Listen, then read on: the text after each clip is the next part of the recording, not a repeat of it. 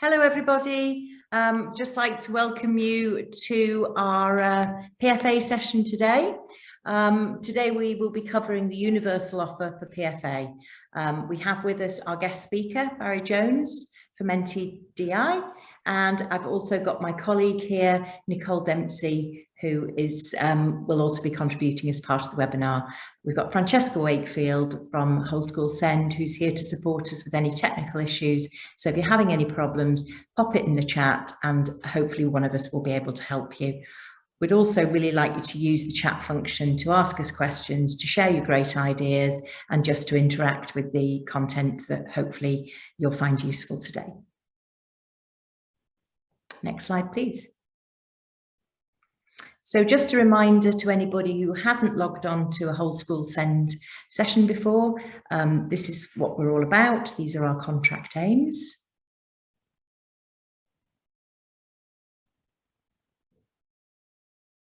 And as I mentioned, these are our presenters today.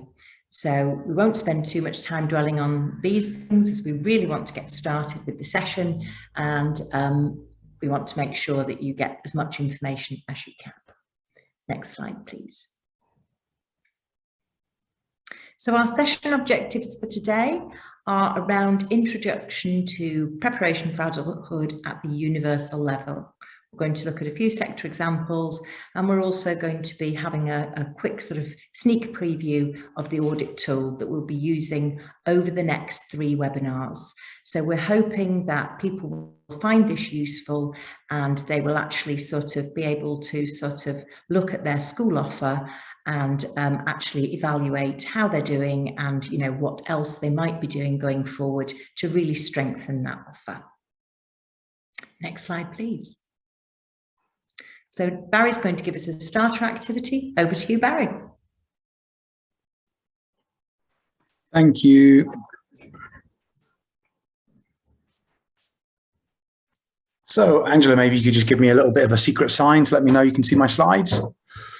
Lovely. Thank you very much. Hello, everyone. Lovely to be with you here this afternoon. I can see in the chat that we've got kind of teachers, Senkos.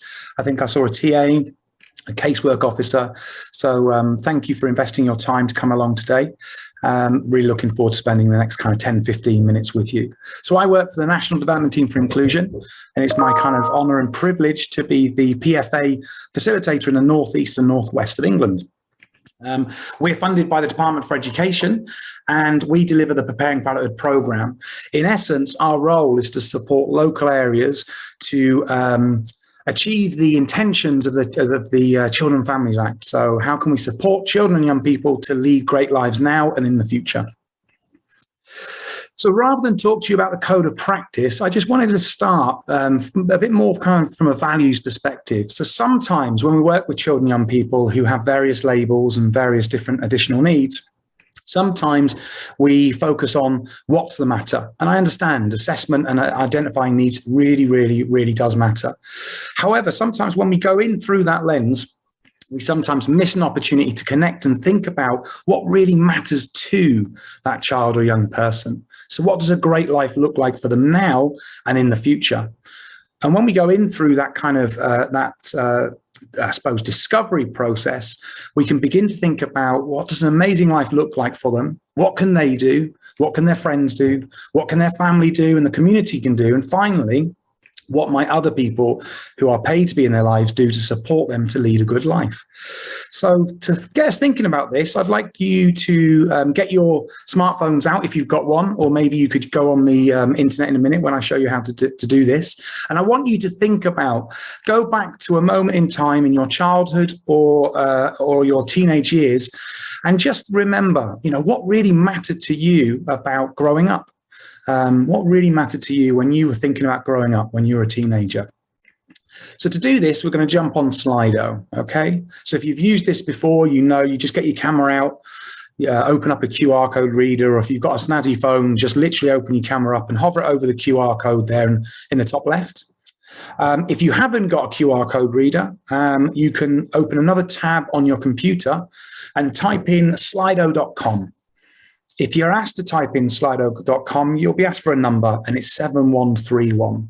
So it'd be great if you could jump onto Slido at the moment and answer that question. So what really mattered to you thinking about growing up and becoming an adult when you were a teenager? It'd be great if you could give at least 3 answers. That would be super. Lots of one words and as many things as you can. And it's completely anonymous. It's completely anonymous. So, Angela, I'm wondering, when you were a teenager, what were the things that really mattered to you? Well, I was really fortunate to be a teenager in the 80s. So it was largely fairly awful sort of clothes, going out with friends and having a good time. Yeah, I remember those I would say amazing clothes, like bright oranges, bright greens. Yeah, absolutely. I remember them well. Thank you. Francesca, Nicole, anything you can remember when you were a teenager? What really mattered to you about growing up? I think definitely at that time I'd agree with Angela. It were really about friends and social relationships, and it's not something that I'd really thought about for probably a long time. But with hindsight, I think just being part of the main, having someone to sit with, not standing out, not being singled out by teachers, just kind of getting through the day with my friends, having someone to talk to, and nothing to embarrass me or make me feel. All right. Yeah, absolutely. I remember that well. Not wanting to stand out, not wanting to be embarrassed, sitting around, having good times with your friends and mates, and getting some good support from school. Absolutely. Francesca, I'm wondering if you'd be willing to share anything. What really mattered to you thinking about growing up when you were a teenager? I think I agree with Angela and Nicole. Just having that sense of a group around you and being part of things was really important. Yeah, maybe that sense of the like, I've got my group, I've got my tribe, my friends, my group of mates. Absolutely. Yeah. Thank you, everyone. That's been really helpful.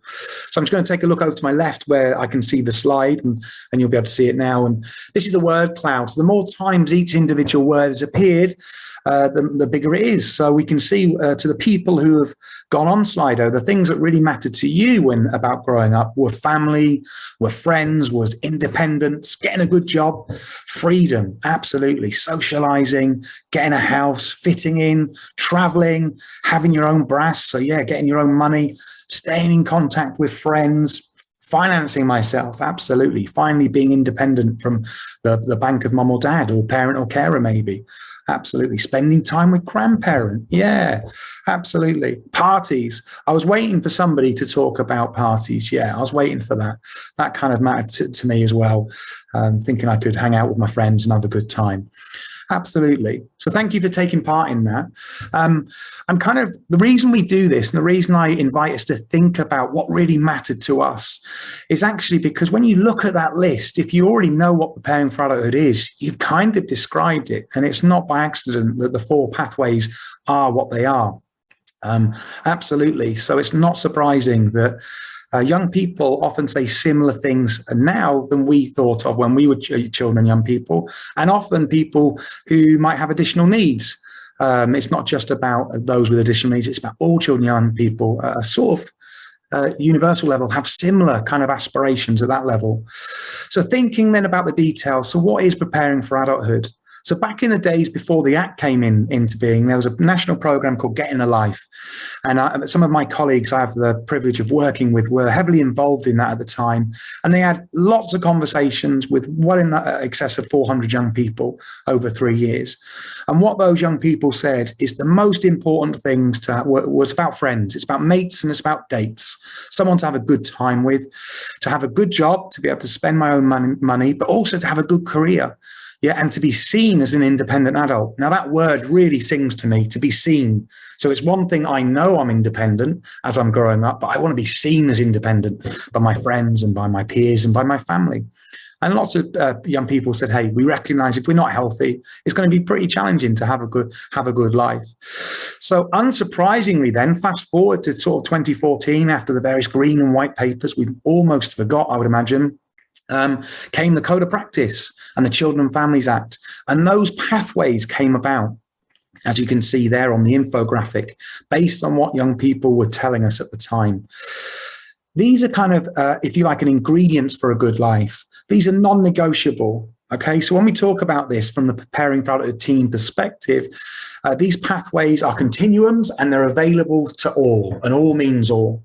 So we do recognise for a very important and small group who have very complex and profound and life-limiting conditions, we do recognise that too. It's important to say.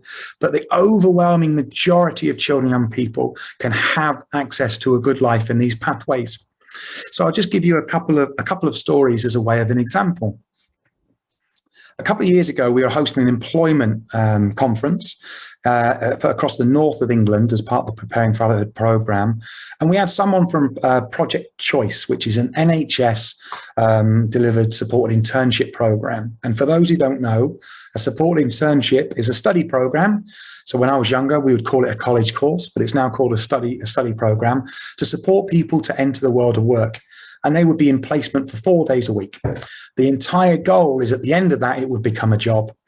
This young person was in a hospital, a records clerk, and they excelled in their supported internship. And at the end, for the last few weeks, it turned into a working interview. And they were successful. 9 months after being in post, the young person came in and announced to people that they just put a deposit down and they were buying their own house 3 or 4 doors down from the mom who they've lived with all of their life. I've deliberately not used any stories of labels because sometimes labels don't matter from my own perspective. Yeah, they can potentially dehumanize us sometimes. Not saying it's not important to understand people's needs so we know how to meet them, but there's just something there for my own perspective. Anyway, if I was to share a label, this person would have had a label of profound and multiple or complex disabilities. So yes, they had a job coach who was amazing. Yes, they had PAs to provide support so they could live independently. The job coach had a conversation with this young person and the mom. Hey, did you ever think it was positive and possible that you would ever get a job and then you would be buying your own house? Did you ever dream that would happen? And the mom said no. So the person was like, I'm really curious. I'm going to go back and speak to the head teacher and ask the same question. I'm going to speak to the Senko.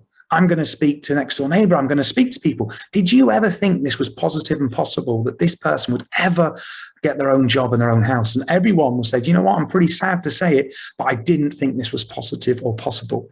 Just didn't think it would happen. So when we talk about the Preparing for Adulthood pathways, they're just that, they're continuums. So from being employed and buying your own house, all the way through to kind of being a chief executive of your own organization, to earning permitted earnings, as well as kind of welfare benefits and everything in between. They're accessible to all. So there's also something about having high aspirations with and for children and young people. Because ultimately, when we kind of get behind the idea that people can and should be leading a good life now in adulthood, that helps raise those aspirations. So there's a few examples. So so why do these matter? Why do we look at outcomes and preparing for adulthood? I think it's pretty obvious anyway, in terms of good life. We all want a good life. But these are some of the reasons. So they enable us as practitioners, people who are paid to be in the lives of children and young people, to remember that all children, including those with SEND, have the same aspirations and same hopes and dreams in terms of wanting a good life. It might look slightly differently, but the same hopes and dreams. And really importantly, we have the same human rights. The same human rights. They also help us to remember that what a good life looks like and the key ingredients of a good life, so we can have high aspirations with and for children and young people. And they help us have conversations with what really matters to you. Who are the people in your life that really matter? What are the things that you do that really matter? What are things that you have in your life that are really important? What are you just good at? What do people love and admire about you? What are your hopes, aspirations, and dreams for the future? If I could, what would you just love to be and do? And we're going to come back to this at the next webinar. Angela and the team have invited me back to share some tools to share with you about how we can have those conversations within a sort of classroom or within a school or college setting. So I won't go too much more into detail at the moment, but ultimately they help us think about how do we have good conversations with children and young people to embed preparing for adulthood into their kind of outcomes, be that their SEN support plan or later in their education, health and care plan. So whenever you hear me, Angela, Nicole, or anyone else talk about preparing for adulthood, I invite you to hold on to, it's about having a good life now and in the future. So that's my invitation to you. I hope that was helpful. I recognize it was a whistle-stop tour, but that's it for me. And I hope to see you at the next session where we'll do a little bit more work together. So I'm going to hand over back to Angela. Thank you very much, Barry. Really appreciate your input and getting us on the right track. I love that it's about having a good life now and a good life in the future. And I think we can all hold on to that as we go through the sessions. So just to make it clear, this is session 1 of a series of 3 webinars. Within this webinar, we're going to be looking at the universal offer. So this is what we can be doing in all schools for all children, in all early years provision and in all FE provision. So it's the stuff that we probably already do, but we probably don't name it and label it preparation for adulthood. So it's to make us a bit smarter around our thinking, because if we believe in inclusion, we've got to believe that what we do for our learners with SEND also works for everybody else. And if preparation for adulthood is a great idea, then I would argue it's a great idea for every young person. So next slide, please.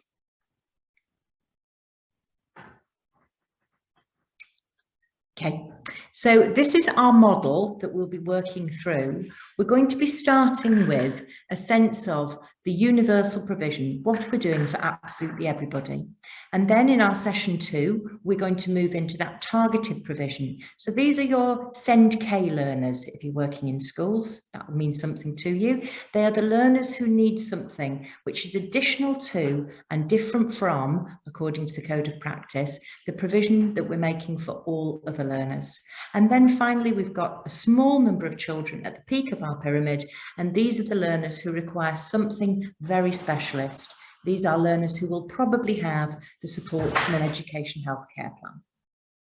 So our focus is on that grey area there. Grey is not a great colour, I know, but you know, it's the grey area of universal provision that we're going to focus in on tonight. Next slide, please.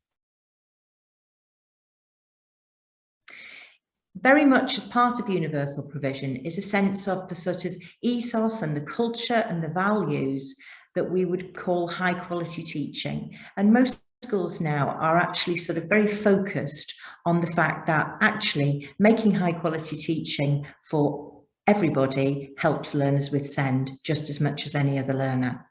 But, you know, before we start to differentiate at a targeted level, there's a level of differentiation that happens within that universal provision, a natural differentiation, if you will, where we actually sort of alter the way in which we deliver things to work for all of the learners who we have in our group, whether that's a class or whether it's a small group of students we happen to be working with. And a key thing about the offer of preparation for adulthood, it is from the earliest years. So we're going to be starting with our very youngest children. Next slide, please.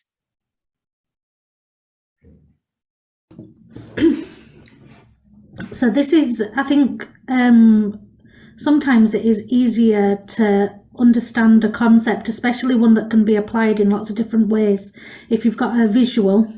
So I'm not going to lie, I made this on PowerPoint. It's not the most sophisticated thing that you're going to see today, but I use it frequently because it illustrates a really, really important point that can be applied to PFA, but is, for me, the basis of inclusion in general. That we have a habit when a child has a need that is different to the peers, something that needs to be addressed that isn't addressed to our normal way of working, of jumping to the targeted or even specialist provision and thinking, right, what does this child need and how are we going to provide it for them?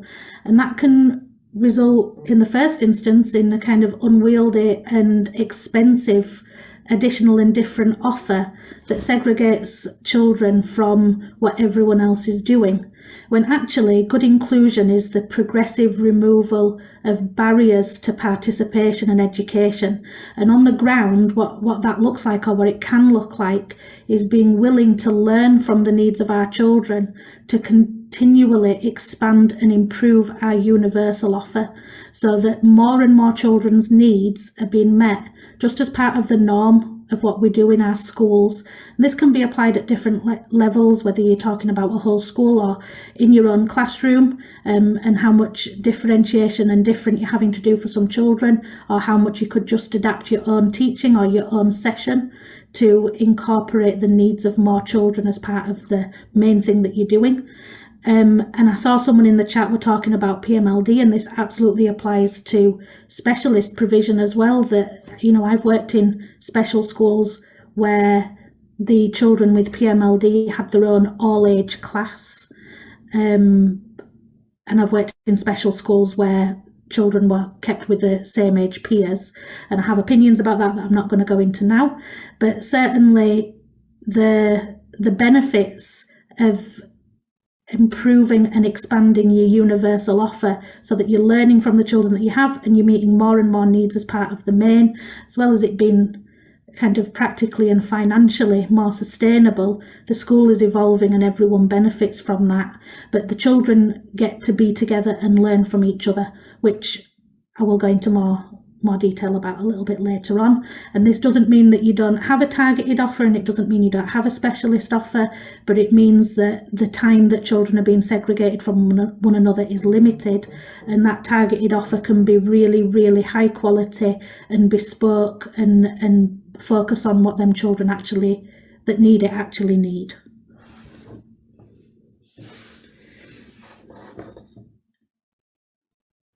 So we're just going to have a look at some of the data that we have around why PFA is so important. So if we can see the next slide, please. So as Barry was saying, PFA covers 4 themes. And, you know, as we've sort of illustrated for ourselves through the starter activity, these things are fairly universal. And not only are they universal of young people now, they were universal of us. And, you know, I'm guessing many of us on the call, like myself, are not the youngest of people. So therefore, you know, there are some universal truths about what it is to be a teenager, what's important to you, but what it is to have a good life. So keeping that focus in mind, we're going to have a look at some of the data that sits around it. Next slide, please. So this is a little bit of labour market information, and this is labour market information for the Northwest, because that's where we happen to be based as a regional team, but also there's the UK information there. And what I wanted to pick out here was that a lot of people who are unemployed do actually want to have a job. So, you know, there's often an assumption made that people are unemployed because they don't want a job. But this is some data that says that, you know, at least 18.5% of people in our area in the Northwest do want a job. So nationally, that's at 19.8. So bear that in mind, that that is something that people do want between the age of 16 and 64. Next slide, please. And then when we look at the percentage of people who have no qualifications, that's actually the balance there tips. So the national is 6.6, but in the Northwest, we've got 7.6% of adults, 16 to 64-year-olds, adults of working age, who have no qualifications. Now, many of those people will be very successful and will be in employment in spite of having no qualifications. But it is worth thinking about the fact that qualifications are sort of something that can really help young people get jobs. And we need to think about what is our universal offer around qualifications, and we'll pick up on that later on. Next slide, please. The next thing that I like to think about is health. And these are some quite sort of scary statistics, really. I think our focus on mental health has become sort of much greater, and we've got this sense of parity between physical and mental health. But I think that some of the data that sort of comes through some of these surveys does actually sort of highlight what an issue we do have. So the fact that 1 in 8 5 to 19-year-olds have had a clinically diagnosable mental health problem is quite, you know, terrifying. And this was pre-pandemic. So I'm sure that if we were to run that data now, we would see there are an awful lot more children and young people in that position. Also, the fact that, you know, lifetime psychiatric disorders usually start by the age of 14, and for 3/4 of people by the age of 24. So, you know, actually we are creating problems for young people in their sort of early teenage that then build up over their sort of, as they are young people, and these then have impact later on in life. And we've still got issues around sort of what we spend on, you know, young people and mental health. And I think in most areas, there are real challenges around accessing the right support for children with mental health issues. So it's something that we need to keep at the forefront of our mind. And certainly as a region, we want to sort of support fighting that fight. And the research also shows that, you know, we are missing lots of everyday opportunities to get help for young people. And sometimes the help that young people need isn't as complex as we may think it is. So, you know, that's something, again, if we're thinking about better lives, how do we get there? What's the easy stuff we can do? What are the quick wins? What are the cheap things we can do? Next slide, please.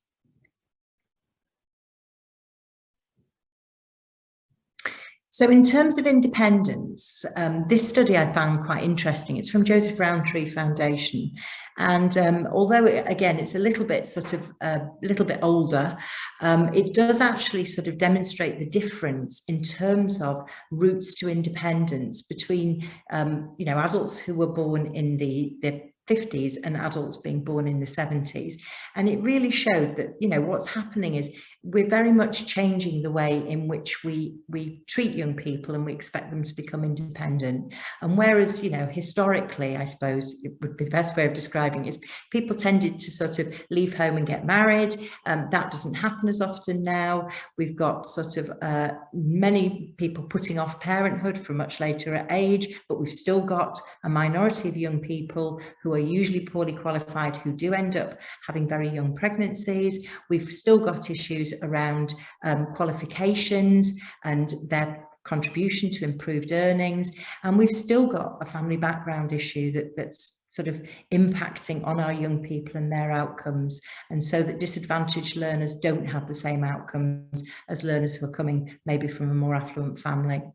Then we've also got issues around the psychological health and poverty in childhood. And again, I think at this moment within the pandemic, we're realizing just how challenging poverty is, and that chances of that impacting on young people's quality of life is so important that we need to think about how likely is it for some people to be able to be independent of their families in the current climate. So, you know, something again for us to think about. Next slide, please. When asked, and this is a survey from Wales, but I think, you know, the information there is still very useful to us all. What are the qualities of an ideal friend? And when Nicole and I were looking at this data, we had a bit of a smile because we loved the fact that young people think a good sense of humour is more important than being honest and kind. So you may or may not disagree with that, but you can't disagree with the fact this is what young people say. And again, I thought this was interesting as 2018 data, because being fashionable and good looking are actually the least important factors to young people. And, you know, bearing in mind we've got Love Island and all those sort of social media things happening with young people now, it is interesting to think that young people actually still hold other things more important to them. So, you know, it's worth us knowing this as adults when we're trying to plan the right offer for our young people. Next slide, please.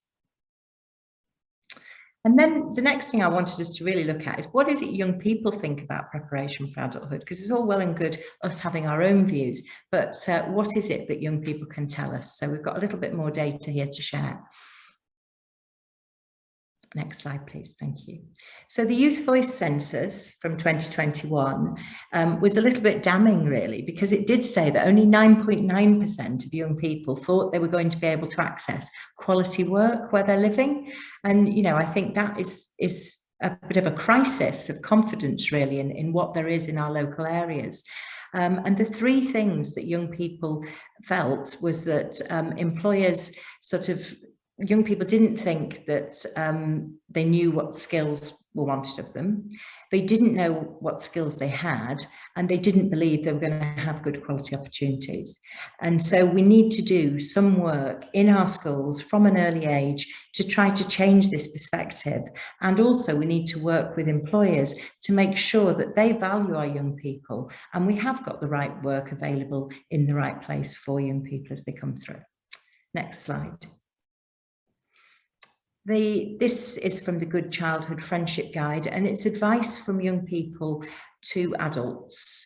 And one of the things that they are keen adults understand is that friendships are really important, and they're really important to well-being. And we sort of know that because we know that from our own point of view as adults. I think most of us would feel friendships are important.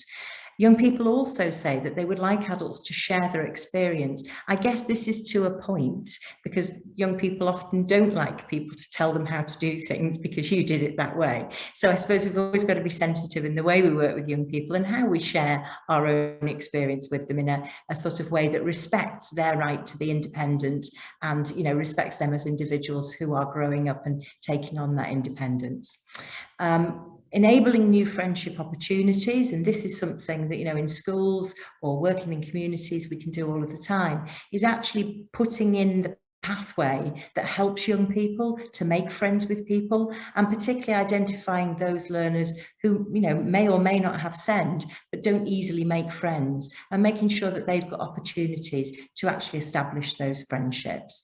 And also that signposting, helping young people, helping them to see where they can get that additional support from should they need it. Next slide, please. And then the British Youth Council Big Listen survey. This was a survey of a lot of young people, 1,000 young people, and that 82% of young people believe that it's important for them to speak up about their local area. And again, that might be a surprising statistic to some people, that young people are bothered about community, they are bothered about where they live, and they are interested. And therefore, you know, we need to give them the tools to be able to do that. We need to make sure that our education system provides young people with opportunity to have an opinion and to voice that opinion, and make sure that they feel that their opinion is equally valued compared with everyone else's opinions too. Next slide, please. And then in terms of health, and again, it is a focus on mental health. This is from the British Youth Council at the moment. And basically the Parliament, the Youth Parliament, they want everyone to recognise that minds matter. And they have that strong vision that the government need to do more to address the challenges of mental health. And again, I don't think we can disagree with that when we go back to the statistics on how much funding has been going into that particular area. And it's something that we need to sort of work with young people to support them with. What I think was nice here was the Young Minds study that showed what young people felt was actually going to make a difference to their mental health. And in these times within the pandemic, what they valued was face-to-face calls with their friends, watching TV and films, having some exercise and learning new skills. So, you know, let's sort of dwell on the positive there so that we don't actually get caught up in a sort of a doom and gloom picture, because what we want to do with you tonight is to sort of move forward into some of the positive things we can do. But I think it's worth knowing what the picture's like first before we do that. Next slide, please. And these are some of the statistics which sort of reinforce that issue around health, but keep that positive picture at the bottom. I think something that is often underestimated in how we perceive our children's education and how the education goes on to support really positive adult outcomes and just simply going on to have a happy, content adult life is this idea of the hidden curriculum. And you know, it's easier to talk about and identify what our children are learning through the designed curriculum and the subjects and the content and the lessons that we put together for them, and even the additional and different, where we're working towards specific targets and we're measuring impact against baseline tests and things like that. But children, when they come to us in schools, they're learning so much more from just how we behave, how we treat each other, how we talk to each other, how we talk about each other, and even more than that, about from how we design their lessons and how we design the day, and what that subliminally teaches them about people's value and the place in the community, and what it means to be a good society member, a good citizen, and what difference and what someone being different to yourself means for your relationship with them. And more so than really anything else, I think this is particularly important to the world of employment and people's attitudes towards one another in employment. And I think this idea of the hidden curriculum is gaining quite a lot of traction in education in general. But the most powerful piece of research that can be related back to it, and it is relating back to it, not directly, is Scope's work on the disability perception gap. Now they're looking particularly at perceptions of disability amongst adults, and it's not always reasonable to make direct comparisons between what we call SEND in school and what is perceived as disability in adult society. SEND is an education specific concept, but there are obvious overlaps, and there are obvious overlaps with perception. So just be a little bit careful around them direct comparisons when you're thinking through the impact of hidden curriculum on attitudes towards disability in adult society. And just before we move on, I want to just kind of think back to that circles diagram. And this idea of expanding the universal offer and trying to meet as much need as possible as part of that universal offer, and the importance of that to the subliminal messages we're giving to people, to our children, about the value of people within the community. Who is the school designed for? Who sits in the main room? Who comes in through the front door? These may seem like little things, but it's always drip feeding our children different ideas and different perceptions and a different understanding of the things that maybe we're directly saying to them. So what are our children, SEND and non-SEND, learning about themselves and learning about diversity and learning about working alongside each other or not alongside each other from the way we design our schools and talk about them and talk to them and talk about the peers with them? Next slide, please. So this is a snippet from Scope's rolling research on disability perception gap.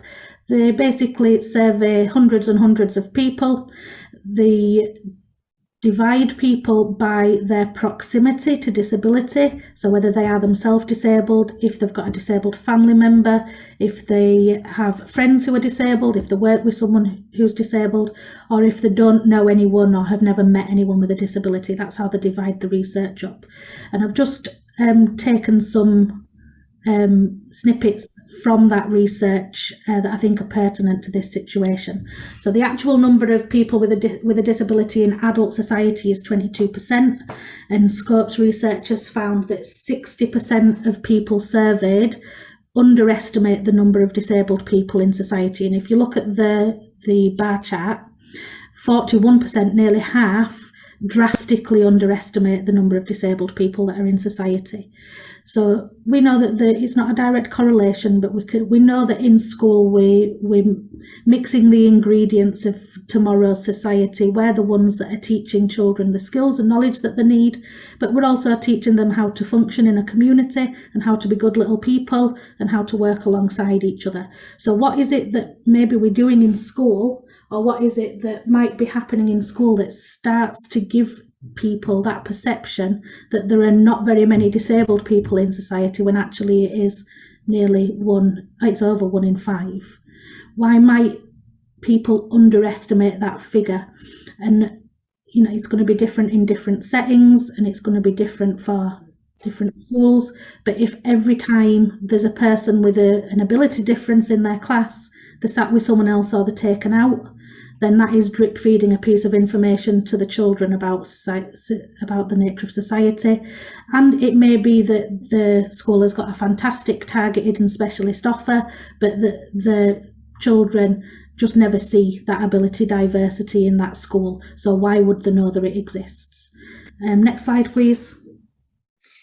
Whilst we're just changing the slide there, with these questions at the bottom of the screen, if anyone wants to sort of put their answers in the chat, if you're feeling that brave, I recognise we're nearly at half term and we're in that final sort of window as we come towards the end of the half term. But if you're feeling brave and confident and you want to answer the questions in the chat, then please do.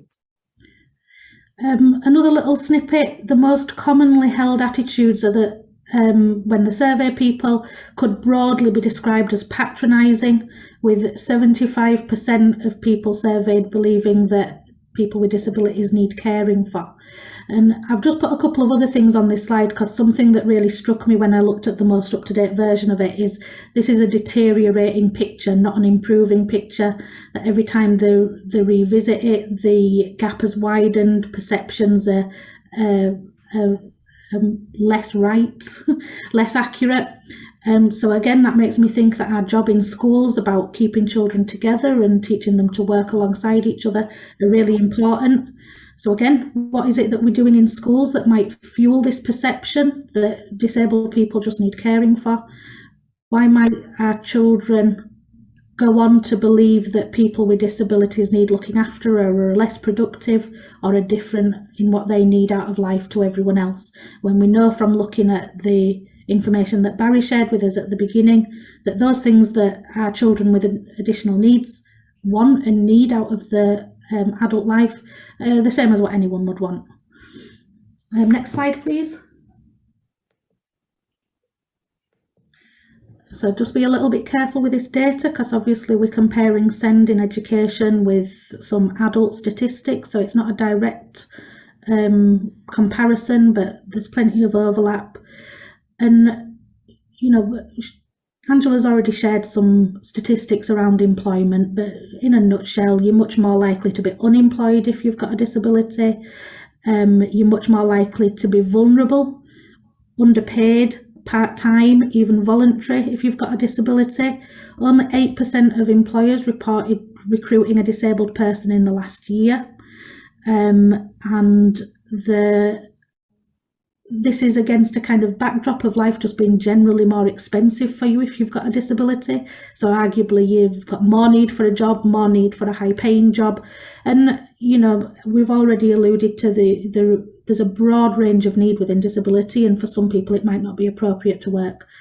But the vast majority of people with a disability do want to work, and it's about querying why that is not being made possible for us. So when we think again about school, what is our hidden curriculum teaching our students with SEND about themselves and their place in society if they're constantly sitting slightly outside of our systems? What does that teach them about the self? But also our children that we're teaching, some SEND, but maybe we're talking about non-SEND children here, are going to go on to be the colleagues, managers, business owners, the people sitting on the other side of the table in the job interviews. And what is our hidden curriculum teaching them about ability diversity? What are they going to remember from school when they're interviewing someone with a disability? Is it that someone else always dealt with them? Is it that someone else always took them out of lessons? This isn't part of the main of what we do, but something that someone else deals with. It's not part of my world. Next slide, please. I think this particular statistic always stands out as the most stark, and we're dealing with a pretty low percentages and numbers overall. I do realise that, but also we're dealing with a pretty loaded statement that when they asked the people surveyed if they perceived people with a disability as being in the way, most or some of the time, the answer times by 5 is 5 times greater for people that don't know anyone with a disability. And this is how powerful incorporating as much of your provision into the universal offer is. For people that know someone directly with a disability, the perception of them, that negative perception of them, is very low. But for the people that said that they didn't know anyone with a disability, so they've got no real knowledge or understanding of how that works. I don't know how they've got through education without ever meeting anyone with a disability. That proportion increases to 10%. I always think that's the 10% that dared say it as well. If someone asked me that, even if I thought it, I don't know if I'd say it even in a survey. But again, what are we doing in schools that might exacerbate this? How segregated is our provision? Are the children learning alongside each other? Are they having those opportunities even to socialise and mix? And sometimes that might go wrong, but that's a learning curve as well, so that when they grow up, they don't guess like this 10% of people did, but they know what it's like to live, to work and succeed alongside a wide range of abilities, because that's what happened in their schools. Next slide, please. So just to kind of summarise that perception gap research, and there's lots more in there. I would encourage you to go have a proper look at it, but do it when you're feeling quite resilient, because it's a bit depressing. But the more that we can provide for our students as part of the universal offer, with a diverse range of needs, learning and succeeding alongside each other, the more skills they develop to go on and create a society in the future that can do that. And this is particularly important because our children with disabilities are statistically likely to go on to have pretty shocking lives. And addressing that isn't about targeting our efforts at them. We also have to target our efforts at everyone else that's going on to be part of that broader society for them in the future. And we have more in common than that which divides us. Ultimately, all of our children are wanting the same thing out of that adult life, and the more that we can provide that for them together, the more they're likely to go on and achieve it together. Next slide for Angela. Thank you. So I'm hoping now, because it feels like we've been a bit doom and gloom, and that isn't really the nature of our team in Lancashire and West Yorkshire at all. So I'm hoping now we can sort of switch this up a bit and start to look at what is it we do, or what do good schools do within their curriculum that actually supports universal PFA. So we're going to start to sort of dwell on that a little bit as a thought. Next slide, please. So the first thing that we need to sort of think about, obviously, is the code of practice. And the code of practice tells us that preparing for adulthood starts in the earliest years. So from the very beginning, when children are first starting to be identified with SEND, it's really important that we create the right environment and the right atmosphere, and we talk positively, which sounds a bit of a dramatic change from all the statistics and everything we've shared with you already. But it's because those statistics are so negative that we need to switch that emphasis back to, from the very first moment that we identify SEND, whether that's with a child who's newborn, whether it's with a child who's 3 or 4, whether it's a child who's 14. We need to make that sort of thing not feel like it's a sort of negative thing. It's just, you've got needs, we're going to meet them. It's a positive thing, and that doesn't mean that you're going to be held back through your life in any way at all. And most people that I work with in the world of SEND absolutely believe this to be true. So we're not, making anything up. We are trying to change things so that learners with SEND have the same opportunity as all other learners. And we do this together. So it's nice that there are people on the calls who aren't just from schools, because it is about a sort of multi-agency approach of everybody being focused on the child and selling that message to the family that yes, your child's got an additional need, but there will be support and your child will be able to make excellent progress and have a good life. Next slide, please. And then I think that the thing that this part of the code of practice, which is section 8.6, really pushes in, is the fact that we need to help young people, and Nicole's really exemplified this, develop those close friendships and to actually support them as they transfer from one stage to next. And we know that transition is a really difficult time for children with additional needs, and so that's where we need to put a lot of our energy and effort in making sure that those transitions are really positive and really smooth, and that we actually signpost to all the other stuff that's out there, whether that's in the wider community, but making sure that we're signposting not just to SEND specific activity, but also to the wider sort of universal offer that's happening in the community, and actually sort of encouraging young people with SEND to go along to things with the right support so that they can engage with and enjoy things alongside their peers. Next slide, please. So in the early years, what sort of things are we doing? One of the first things we might want to do around employment is looking at reducing stereotyping. There's still, you know, sort of a lot of children's books now have been sort of reformulated, so it isn't just mummy and daddy doing sexual stereotypic roles, gender-specific roles, I should say, but it's more a case of actually sort of looking at sort of different people doing different things. And there are some lovely resources out there where you have pictures of young people with disabilities playing alongside their friends, doing things alongside their friends. And these messages, as Nicole was saying, quite subliminal, but really important. So maybe one of the things you could do if you are in the early years is just audit the resources you've got and make sure there are some positive images of people with disabilities working and enjoying themselves with other people. It's as simple as that. And then in terms of raising aspiration, actually sort of starting to talk about higher education from the earliest years, you know, this expectation that yes, you're going to go on and be a professional, and these are the things that you can do to actually sort of take part in that. So we actually sort of put that expectation into children's heads really early on. When we look at sort of good health and well-being, obviously we have a PSHE curriculum that starts, you know, from the early years and runs all the way through. Indeed, you know, through the early years foundation stage, it starts from birth. But what is it that we're doing to actually support that? How do we support friendships through making sort of turn-taking, through doing some of those sort of conversational skills and those sort of pragmatic skills for young people so they can actually engage in conversations with other people, which we know will support their good health. And young people have told us that actually being able to engage with your friends can make you feel a lot better. So let's give them the skills they need to actually be successful in their friendships. And again, when we start to look at physical exercise, you know, the early years is a fantastic place to get that equality around being outside, around playing, and around actually sort of, you know, engaging in the sort of forest school environment or in the sort of, you know, outdoor play environment, whatever that might look like. When we look at independence and independent living, this for me does start really early. And, you know, I'm actually working largely in special schools, although we have primary schools in our trust as well.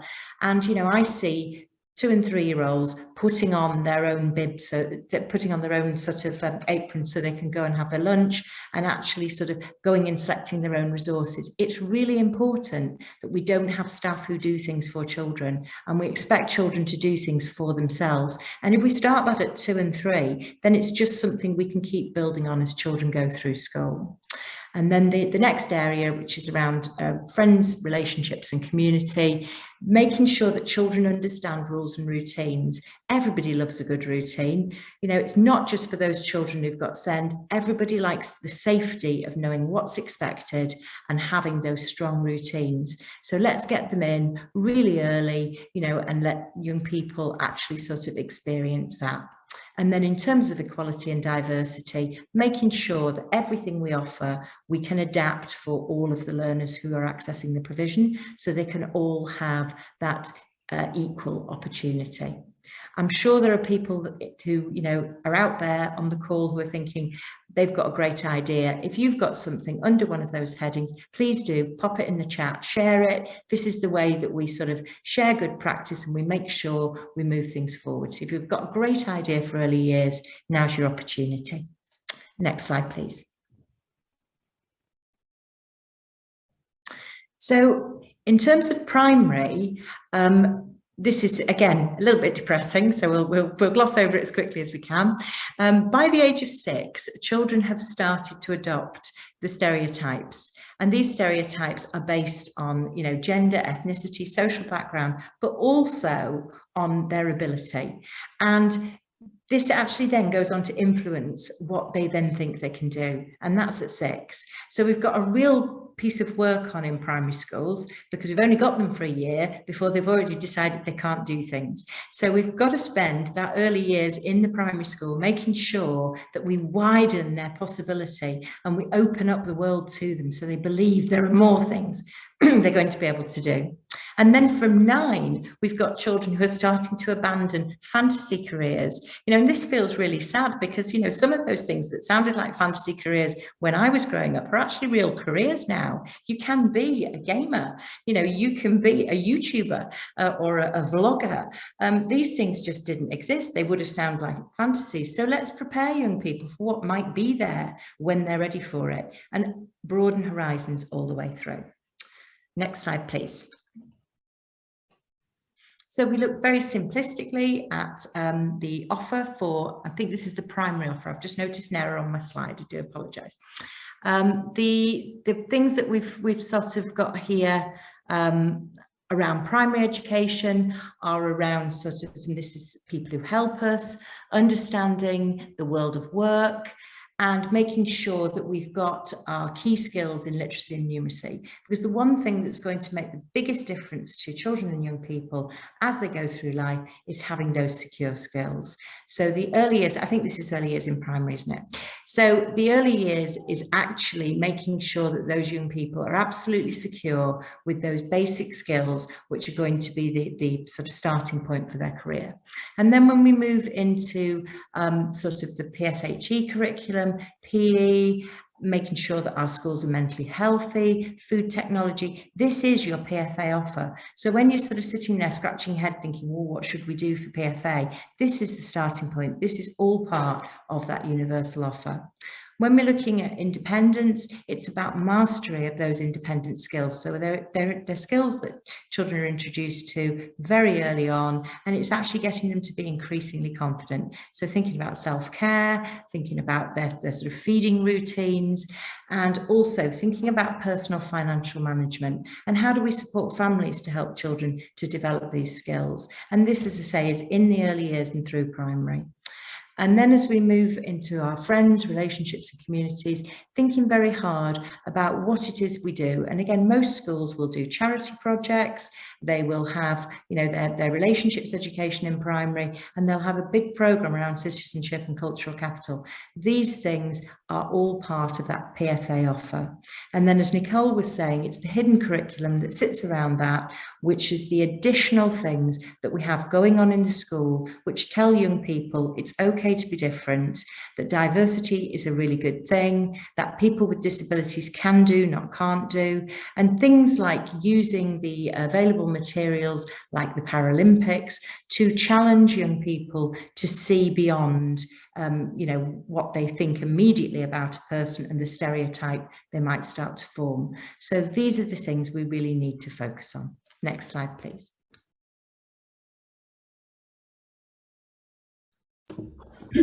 So I work for Dixon's Trust, but I mainly work in secondary, so I'm going to pick up from here with some ideas for secondary and post-16.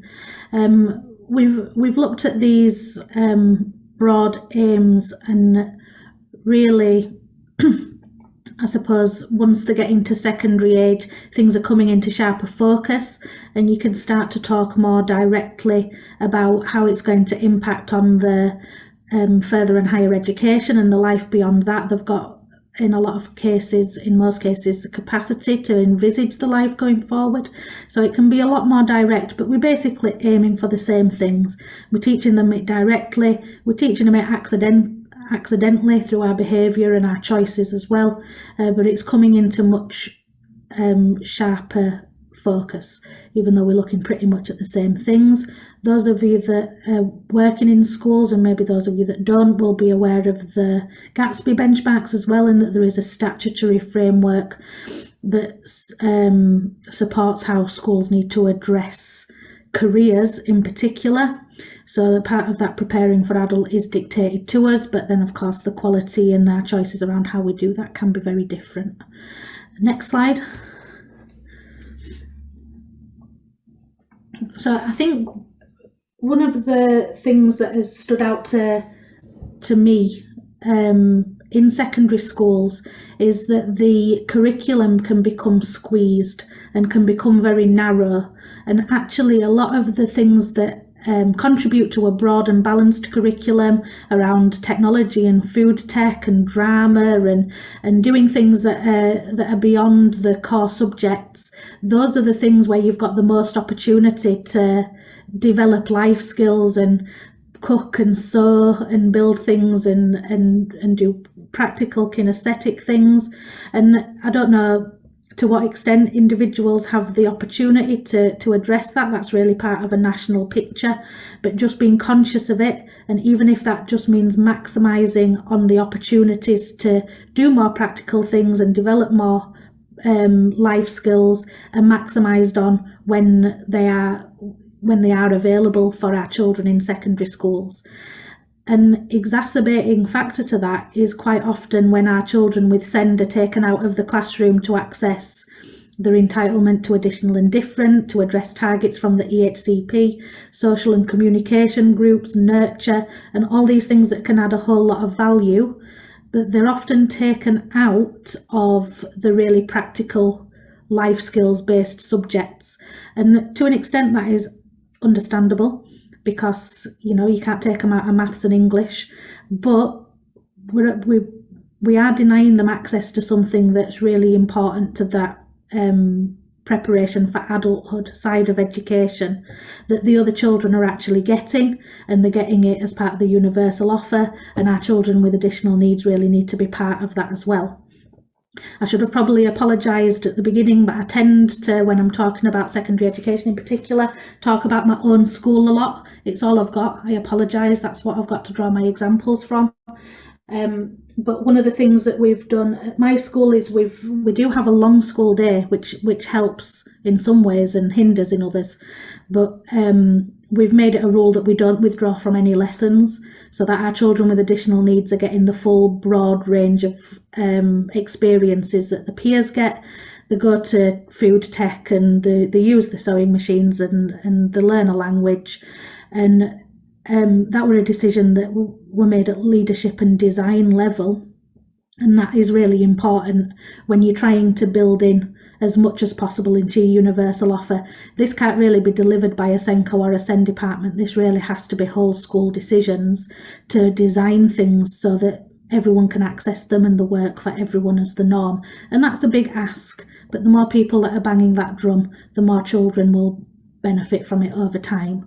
So we're talking specifically about the universal offer here. There are lots of opportunities for life skills and collaborative work and more practical things to be addressed as part of the main in a secondary school, but it is particularly vulnerable because we've got that drive towards GCSEs and exams that can mean that this stuff, which is also often the fun stuff and that breaks up the day a little bit and makes it bearable, is particularly vulnerable and can get squeezed out, and that is even more so for our children with additional needs.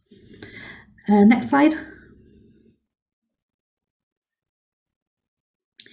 And then one of the wonderful things about working in a secondary school is you get to do all sorts of exciting things like Duke of Edinburgh Award and trips and events in your school, and that the children can take really meaningful leadership positions like giving tours and being part of student councils and things like that. And these are all things that are already available as part of most schools' universal offer. And the only thing that we're really asking is that, firstly, that it's recognised as part of PFA, and that it's recognised as something that is equally as important for children with additional needs as it is for the non-SEN children. One thing that it doesn't say on here, and again going back to that concept of the hidden curriculum, is that this can be applied to really any aspect of your school routines and systems and norms in your school. You know, getting yourself from the maths corridor to the geography corridor in time for your lesson is a life skill. And if every time your children with additional needs have to do that, someone holds their hands and takes them, then that life skill development is being denied. But also every time the other children see that happen, it's reinforcing that message that disabled people need help and that they can't be part of the main of what's going on. And in some cases that support will be appropriate. but being conscious of that hidden message that's within it can be really powerful in how we make our decisions, and also powerful in how we change that child's provision over time, and hopefully how we design our schools as well. So again, I'm going to start talking about my school, but we have the controversial silent corridors, but they're not really silent. You're allowed to talk if it's appropriate to the situation, and lots of expectations around teachers standing on the doors and taking the standing at the door while the children are leaving, standing at the door to monitor the corridor and receiving children. And that has been consciously designed so that our high need SEN children can go from lesson to lesson independently. They learn from that. We're actually secretly watching them, but they're developing skills that are going to serve them in adulthood, and all the other children are seeing that as well. They know that when we say everyone go to your next class, then everyone goes together, and that is something that works just fine and is very successful. Another thing that we do at my school that is part of our universal offer, but really powerful in developing those skills for adulthood and delivering the right secret messages about disability and diversity, is what we call family dining, or some people call family style dining. So even though we're a secondary school, all of our children have a sit down meal together every day. There's a seating plan. They sit at tables in groups that they sit with every day. There's always a member of staff at the table, or usually kind of eating standing up, looking a bit awkward, but keeping an eye on things. And everyone at the table has a job. So one person goes and gets the tray, a second person hands out the main, someone else hands out the side, someone's got to go get the plates and knives and forks, some unfortunate person goes and gets the dishcloth and wipes the table after, but everyone's got a job. And this is part of building adult life skills for all of the children. A lot of our children, SEN and not SEN, come to us in year 7 with not very good knife and fork skills, for example. So we're building those skills that they're going to need for adulthood through practical real life experiences that are shared by everyone. But it has this wonderful knock-on effect that we've never had to have a safe space for some SEN children to have their lunch, and no segregated provision at lunch, because there's always supervision, there's always structure, there's always support available. And actually a lot of the children's EHCP targets around communication and turn taking and socialising and conversation can be addressed through family dining, reducing again the need for additional and different, and meaning that they're developing those skills in real life situations with other children who are also learning from that experience. Next slide, please. So going back to the Gatsby benchmark, this is something, you know, that is often picked up on at Key Stage 4 when you get your careers advisor in and you start talking to children about the next steps. But really this is something that has to be addressed from year 7 onwards, starting to combat that perception that they've developed at the age of 6 and 9, that they're limited what they can achieve, and they've got to be realistic, and that is in itself limiting. I don't know if Angela will agree, but in my experience, it's usually my SEND children in mainstream schools that are still the most ambitious when they get to high school. You can ask your children what they want to be when they grow up, and they are being quite cautious and realistic, and quite often you're hearing the voice of the parent and what they want the child to be. But when I ask my children with additional needs, I get my fair share of astronauts and footballers and doctors. And, you know, it would be easy to say, well, that's not realistic and we've got to give them more realistic goals. But my SEN children don't know what it requires to become an astronaut, but I know what they mean. They're interested in space. They want to do something sciencey, and we can definitely work with them on that. So it's about keeping those aspirations high. Hopefully the primary school have been doing it as well, but not letting them negative perceptions embed, and really talking to them about being ambitious and having high expectations for themselves right from the word go, and really embracing it when they do say those things, whether they're SEN or not, and really encouraging them to unpick what it is about that job that they're really interested in and facilitating that. Next slide, please. So this is looking at further education now. There is a lot of overlap with secondary, so I'm not going to dwell on this for too long, but we've just highlighted Gatsby Benchmark 1 here, which is for schools to offer a stable careers programme, and got some fairly negative, again, statistics. So we're sorry about all the depressing statistics in this presentation. We're just being very realist. We can only apologise. It's not our fault it's like this. But again, just being conscious of the reality of the outcomes for our children is enough to help us to make more positive decisions for them. Well, we do have them, and we can have that influence and give them that support. When by the time they get to college, this is all becoming very real, and there's still a lot of work that can be done, but ultimately there may have been a lot of missed opportunities up to that point as well. So, you know, at this point, things are coming into very sharp focus, and hopefully they've had that experience of primary, secondary that has given them the tools and skills not only to go off and get a job, but to see themselves as a succeeder and to be ambitious for themselves, and to know that that can be done in a diverse and interesting community where people are all bringing different things to the table. Next slide, please.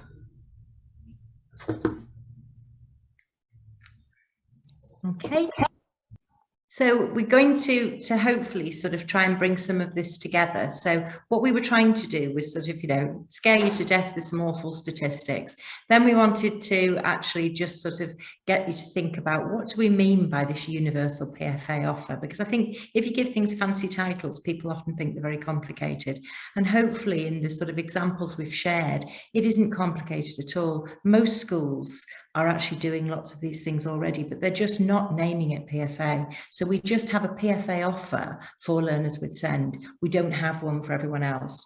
So what we're trying to do is say, well, why don't we have a PFA offer for everybody, a universal one for all children everywhere, and then the one that you know, we will be doing next time, which will be our additional to and different from. What's the stuff we need to do for those learners who are actually identified as requiring a bit more SEND support, but not making the assumption that every child on SEND support needs something additional to and different from in terms of their careers advice, because their SEND support need might be about something that's nothing to do with their careers and their aspiration and what they're wanting to achieve. So, you know, we need to make sure that when we start to move into that space next time, we are becoming a little bit more child-centered and learner-focused, and making sure that we're building the PFA offer around the individual. And Barry will be doing that with us. So we're going to do an activity with him, which hopefully will bring that alive for you. So next slide, please. I've got 3 things that I would love you to do as a gap task. First of all, I'd love you to come back. That's a 4th thing. But the 3 things I'd really love you to do in the gap task is to articulate your universal PFA offer. So if you work in an early years setting, or you're in a primary school or a secondary school, or you're in a college, or you're in a kind of early years provision that's not attached, or, you know, you're not attached to a school at all, but you know about schools, try to identify what are the things that are happening that would be useful for all children and young people in terms of giving them that good life now, that good life in the future.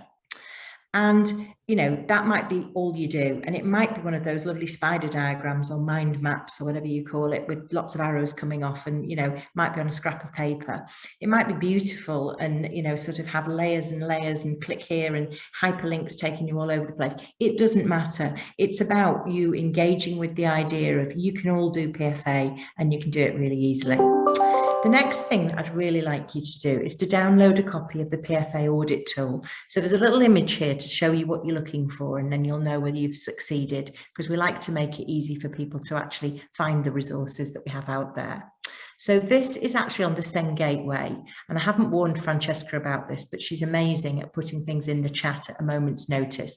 So I'm going to, as I'm talking, expect to see the link to the SEND Gateway pop up for the PFA offer. So this is the review guide to help you to have a look at what you're doing. The review guide isn't written necessarily for Universal PFA. It's written more for SEND because, you know, PFA is really a sort of SEND concept. But what Nicole and I were really wanted to do was to make people to look at it as a universal concept as well.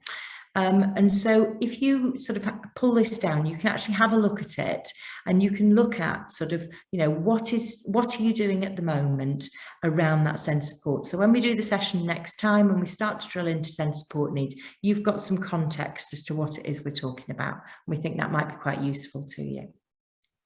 And then the next thing that would be really useful is Barry joined us, and he was from NTDI.